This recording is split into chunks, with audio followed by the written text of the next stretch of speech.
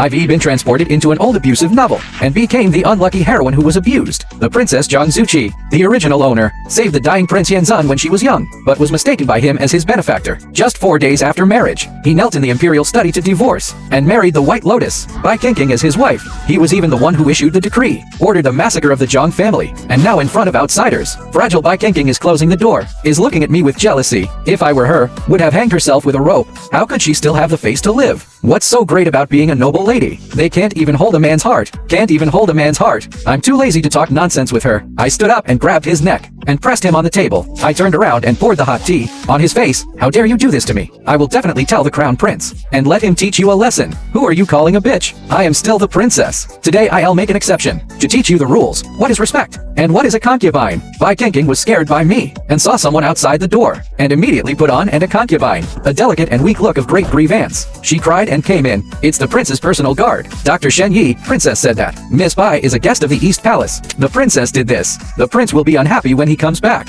Slapping you, it will dirty my hand. If you dare to touch me, I'll go to the palace and tell the emperor and the princess. You want to take advantage of me. I'm too lazy to bother. I slapped her twice, and beat Bai Qingqing up badly, after leaving a 3 to beat him every time, and turned around to go to the palace. Outside the imperial study, Yanzun has been kneeling for the divorce, kneeling for 3 days, and became a laughing stock in the capital. He didn't look aside. She walked past him, and went straight into the imperial study. She saluted the emperor. Zusi, I get up quickly. I will never agree. The reasonable request of Nizi, the princess of Tiangshuan, can only be you. I came here this time, to ask for a divorce from the crown prince. The emperor was stunned for a long time, and finally agreed to my request, and made me a first-class princess, and 10,000 taels of gold. I walked out of the imperial study. I met Yanzun, with a look of astonishment and dissatisfaction. He must think that I came to ask the emperor not to allow the divorce. Your Highness, we are in the same joy. Congratulations to your Highness on finding a lover. As soon as I finished speaking, a white figure suddenly appeared in front of me. It was the one who held heavy troops, and vicious ultimate villain, King Yanji of Beiyuan. He didn't even look at Yanzun, and grabbed my wrist directly, and pulled me to turn around and leave. Yanzun, what are you doing? She is the prince's concubine. I was taken back to the palace by Yanzun's men. I bumped into a terrifying scene as soon as he entered. Someone was making lanterns from human skin. I was scared and turned to run, but was stopped by the dagger thrown by Yanzun. Blocked my way. A mouse broke into the mansion. I think the mansion is a bit dark. A lantern is the most suitable.